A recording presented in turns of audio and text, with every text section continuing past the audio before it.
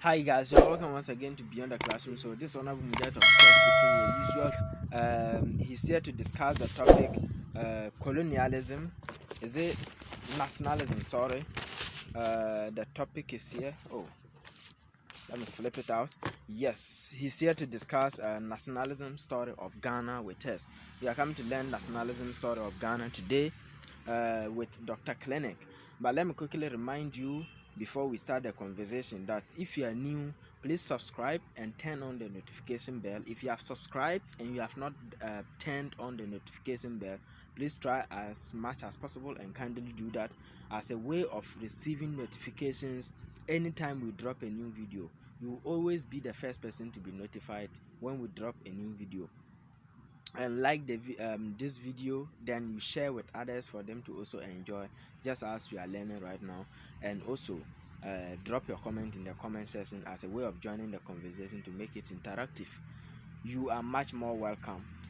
Once again, we are here with Dr. Clinic to discuss nationalism story of Ghana today. Let us go for a quick commercial break. When we return, then we start straightforward with the conversation on the topic nationalism story of Ghana. You are welcome to Kimbo Royal Tree, the best hotel in Winneba, close to Winneba Johnson and direct opposite the Well Filling Station. Among some of the facilities Kimbo Royal Tree offers its clients and customers include: number one, we have a serene swimming pool where you can relax your body at any time, swim at any time, any day at affordable prices. In fact, you can come here 24/7. We operate all time. We there for you. Kimbo Royal Treat is having an event center where we host every type of event, any event you want, whether birthday party, weddings, any event at all. We can give you the best facility to host your event that you want to host. Kimbo Royal Treat is having a gym center where you can gym your body at any time, morning, evening, afternoon, any time at all you feel. And we also have a kitchen where we offer both local and foreign dishes. Any type of food you want, just come to Kimbo Royal Treat and we will give it to you at very affordable prices. We also have a clinic attached to the hotel where in case of any emergency or any other time you can go there for the services at very subsidized prices. We've reduced the prices drastically just to favor our customers. Call the contact, the numbers on this list. Once again, we are here with Dr. Clinic. Dr. Clinic, you are welcome to Beyond the Classroom Show. Thank you. Yes, how is the atmosphere? The atmosphere is very serene and okay, it's very conducive to. Good. It's very serene and it's very conducive to. Honorable Beyond the Classroom Show warmly welcomes you to today's episode.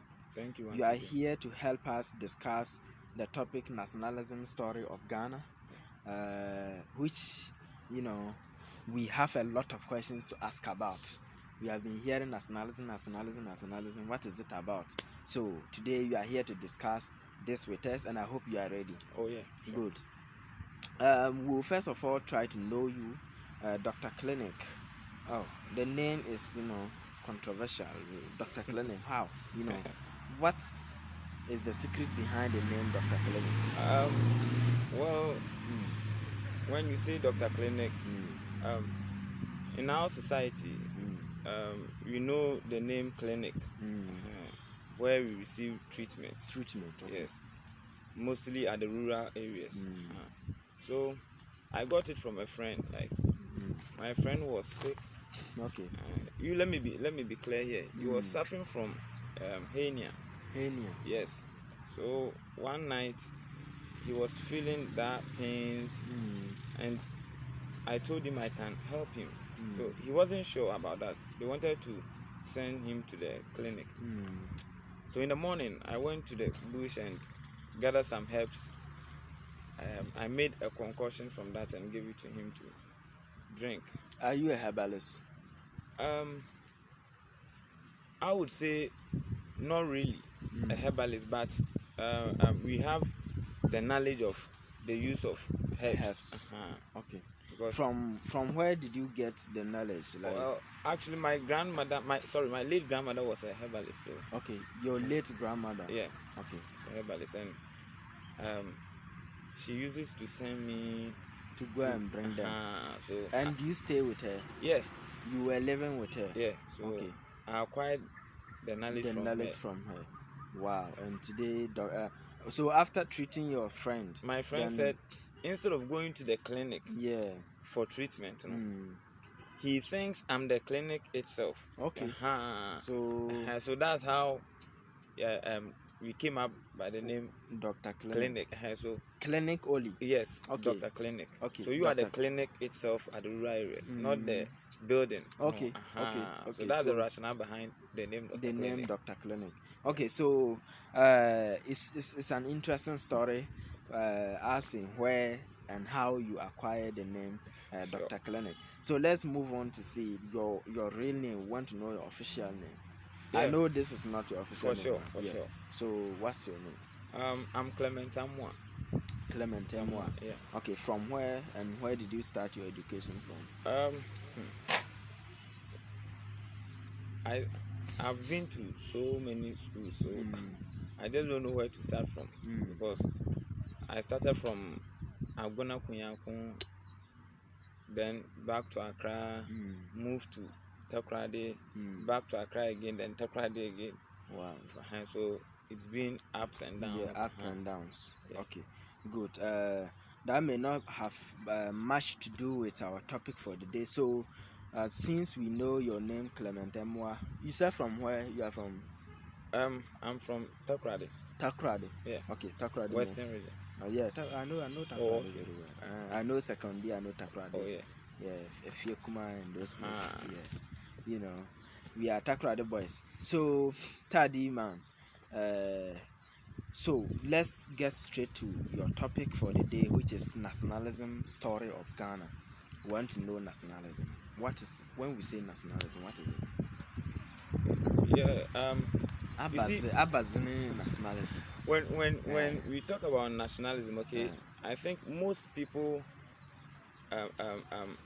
get it in the wrong way. Okay. See, nationalism itself is the sense of belonging or oneness. Okay. So in some way or the other, unity. You belong. Yes. Okay. Nationalism means unity. Yes. Okay. You belonging to something. You see, something like one being patriotic, and the person has the sense or the mentality of what belonging to a particular group. So the person is willing to sacrifice for that group. Particular group. Yes. Okay. That is the general concept for nationalism. But with our aspect of the world, that's Africa, you and I knew what happened with our interaction with the Europeans. Okay, that's the colonization era. You are now here to teach us. We don't know. So we don't know. You see, but before then, let me try to know your study area. You are a student at the university. Yeah, at the University of Education, Winneba. Okay, what's your study area? Political science, stroke history. Yeah. Okay. Then you are in a very good position to teach us this. So let's proceed. Okay. So as I was saying, I'm trying to let your viewers understand the concept of nationalism very well, because on the African soil, we have a different perspective or perception of definition for nationalism because of what happened. Yes. But the sense of oneness or unity or belonging to a particular society, okay, that is the general concept behind nationalism. Okay. So before one can define nationalism, it depends on where the person is coming from. Nationalism itself, our aspect of nationalism will be different from that of the European. Do you get it? So are we gonna define it in our way? We have our way of defining it. Yes. So can you give us our own definition? In our aspect, we will say nationalism refers to the agitations. Yes, agitations of Africans to free themselves from colonial rule. Colonial rule. Yes. Okay. That's our concept of what? Nationalism. Nationalism. Because our people were busily demonstrating against the Europeans. So nationalism cannot occur, okay? Cannot occur unless certain things happen. So what those things are what we are now interested in. Good. What triggered the cause? The movement. What triggered the movement? Nationalism. Mm. A lot of factors triggered nationalism. Okay. I would say the attitude of the Europeans towards their colonies. Okay. You see, Africans believed that they were living happily on their soil before the advent of the Europeans. And it got to a point in time when these Europeans were being discrimination.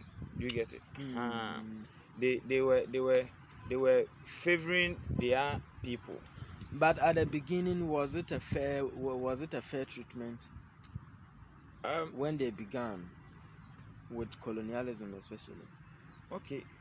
Well, you see, I would say personally, it wasn't a fair treatment, but all this digs down to colonization or colonialism. You get it? That is where everything started. And because some of our chiefs were involved, they were assisting these Europeans, okay? So they saw it to be a good treatment, until we had these educated elites to stand up for their people. That is where they were able to realize that no, the Europeans are cheating. Do you get it? Yes. For example, we had Portugal. Yes. That we believe they were the first people to be on to discover Africa. Yes. I don't think they discovered Africa. Africa was never discovered. It's just a claim. Yes, it's a misconception. Just that we believe that they came here first. Africa had already existed long ago. Now these people were cheating. These Portuguese merchants were cheating. The likes of Fernão Gomes, Escobar, Don Diego de Azambuja, and the rest. Okay, these names you are mentioning are Europeans. Yes, they are all Portuguese. Okay. It was Fernão Gomes who stepped foot here first in the Gold Coast. Wow. So if you are talking about they were cheating, what do you mean trade? By cheating? Trade. Yes. Okay. You see, they were trading with the people of the coast. Okay. And these Portuguese will bring in leaked buckets, rusted cutlasses and other stuff. Okay. Then they'll bring it in exchange for what? Our gold. Do you get a storyline? Yes, we were exchanging gold for the other commodities like cutlass and basins, and instead of presenting a normal basin, okay, basin without fault, they will present a basin with what? Ones. Yes, faulty ones, the ones that has holes in it, so it is leaking, but the people are not aware, so they will exchange it, and later they will go home and they will see that there's fault on the basin. Do you get it? Then with the scale, you see the gold, they have a scale for the gold. So let's assume one basin, okay, it's, let's say, 20 ounces of gold. These Europeans or Portuguese will tighten the scale. Do you get it? To make it hard for the scale to read. So you need more gold in order to make the scale move. So by the time you realize you have given them more than 100 ounces of gold for a very cheaper price. That is it. You see, and the people of the coast supported the Germans to sack these people, these Portuguese. You get, so it started long time. Nationalism had existed even the moment they started colonizing some parts of the country. Wow. But wow. it became effective more after the First World War. Okay. So the point I'm trying to create is that it had existed even before the First World War. Okay, before the First World War, there were nationalism. Yes. Okay. And you see, when we talk about nationalism, we are referring to the activities. Do you get it? The activity, like the demonstrations, the strikes, the riot, they are all these activities. Boycotts and the rest. Good. All these activities is what we term as what? Nationalism. Then the people involved, those who execute such activities, are the nationalists. Okay. Are you getting it? Yeah. So that is the boundary between nationalism and nationalist. Okay, so what I think we are looking for reasons that triggered the nationalist movement. So, and we mentioned racism. Yes. We mentioned cheating, discrimination. Yes. And okay, can you give us some more? Or yes, obnoxious laws. Okay, obnoxious laws. Yes. I would say unpleasant laws. Do you get it? There are some laws that, for example, the land bill of 1897. 1897. Okay. Yes. Land bill of 1897. These Europeans passed a bill. Okay. And I think this is the genesis that created the consciousness or the awareness of the public. The land bill of 1897. And as I said earlier on, that nationalism had existed even before the Second World War. The First World War. The First World War started 1914 to 1918. So, where from the 1897, this should tell you that nationalism had existed even before the First World War occurred. Just that it wasn't vibrant enough. Do you get it? Though they were able to achieve certain aims. So the 1897 land bill, made the educated elite and some of the chiefs to agitate against the bill. That the bill was obnoxious. Do you get it? So that is what led to the formation of the Aborigines Right Protection Society. Okay. So what exactly were entailed in the bill? Well, when we talk about the land bill, the Europeans were trying to tell us that some lands, the land that are not cultivated, for example, the bare lands, that forests and the rest. The Europeans or the government, the colonial government, will take that land.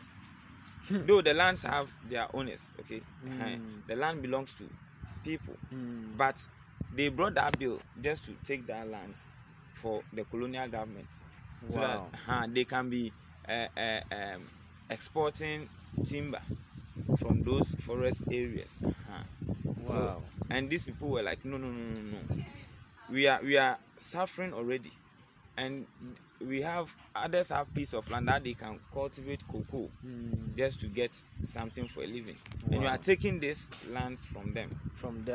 So they teamed up with the chiefs, and they formed the Aborigines Right Protection Society. So they were protecting the rights of the indigenous people, or natives. So apart from this, can you give us our last reason that triggered the nationalist movement? Yes. Before we go into some questions. Good. Now, another reason that triggered nationalism is the Second World War. Second. Yes. After the First World War. Yes. Second World War also triggered nationalism. 1935 to 1939. 39. Sorry. To 45. To 45. 6 years war. Yes. Okay. You see, when the war was between Europeans, but because they had colonies, so they have to use their soldiers. That is it. So Ghanaian soldiers also fought in the Second World War, and there was economic hardship. And when they returned, you see, before the war, there were some promises that were made to them, and these white people failed to meet their promises. So when they returned, they realized that no, during the war, the whites that we are afraid, the Europeans that we are afraid of, were even at the back, and we, the blacks, were leading the war. That is it. So meaning it clearly indicates that we shouldn't be afraid of them. We can fight them. That is it. So after the war, the people were angry, and something triggered it more. They wanted to petition the colonial government. That's somewhere 1948. Yeah, after the Second World War. That this and this is going on, and our promises have not been met. There's hardship in the economy and the rest. Is there a name given to that particular? The 1948 riot. Okay, 1948 riots. That is it. So they were embarking on a trip to the Osu Castle. Okay. To petition the colonial government. Okay. And Captain Imre sprayed fire on them. I mean gunfire. Yes. On them, and this led to a whole lot of chaos. Wow. So this also gingered nationalism. The nationalist movements. Okay, so let's trace the nationalist movement back to see which, I don't know if it was just a single group. So which group, or when exactly can we say it really started? Okay. Like who started it first, and how did it start first? The first nationalist movement. Okay. As far as history is concerned, as I said earlier, nationalism had started long time. But the one that brought or created awareness was the Aborigines Right Protection Society in 1897. Okay. So you see, and what we need to understand here is that nationalism manifested in two forms. Do you get it? It manifested in two forms. We have the proto-nationalism. This type of nationalism occurred after the First World War. Okay. Those are the proto-nationalism. Yes. After the First World War. Then we have the militant or modern, or you can even say radical. After the Second World War. So in most cases, they will tell you that nationalist activities from 1919, that's after the First World War, to 1939 is termed as proto-nationalism or nationalist movement. And I'm trying to clear waves here that it still dates back to 1897, even before the First World War. There were nationalist activities. That is the Aborigines Rights Protection Society. Okay. So when we are looking at it from the period in which they existed, then the proto-nationalists, those who had existed before the militants, had their own way and their own reason behind their activities. And you see, for example, let me give you a scenario. These proto-nationalists, they were not brave enough. That's how I believe. They were not brave enough because they were not seeking total control or abolition of colonial rule. No. They were rather seeking say in government because they wanted were to participate in government. That is it. They were of the view that it is their own land, and if they are making some laws on their land, then they should be consulted. that is it. Okay. And these people, were they educated elites or they are the chiefs? Which people? The militant. No, the Aborigines Rights Protection Society. It's a fusion of the chiefs and educated elites. Elites. Yes. Okay, so which people? What are some of the prominent members we can mention here? Oh, we can equally mention Casey Hayford, J.M. Saba, and the rest. We also have this guy, one prominent person. Is it Akukosa? Akukosa was the first Ghanaian to be on the executive council in 1942-43. There were two. Okay, so with the Hayford, was he a chief or educated elite? He was an educated elite. What of the other person you mentioned? He was also an educated elite. Then we have Then we also have Nana Kwame Ansah. So this Nana Kwame Ansah, was he a chief or? Yes, a chief. He was a chief. Okay, but was he educated as well? Not really. Okay, he was just a chief. Okay. You see, I just don't want to say this, but the educated elites, okay, they believe that the chiefs had more say. They can decide on issues, so they should seek the attention of the chiefs, so that the chiefs would join hands with them and fight the Europeans. But it got to a point in time when one European governor introduced this divide and rule principle. Yes. And so he brought about friction between the chiefs and the educated elites. How did he do that? Now, let me give you a scenario. Assuming I want to bring division between you and your friend, and I'm working at, let's say, a hotel. What do? I have to bring you or recruit you into my business. Now, if you are part of the business, you cannot talk again. Yes. Do you get it? So that's a way of silencing some of the chiefs. And your colleague will feel betrayed, that you have betrayed him. Are you getting it?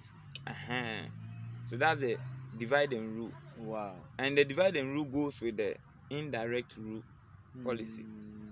So they introduced the indirect rule in 1925. Okay. Because to silence the chiefs. Yes. Wow. Because Gagisberg realized that no, the chiefs are more powerful, and if they team up with the educated elites, they can bring trouble. So he increased the number of the chiefs that will participate. That is it. Okay. And the number of the chiefs increased over that of the educated elites.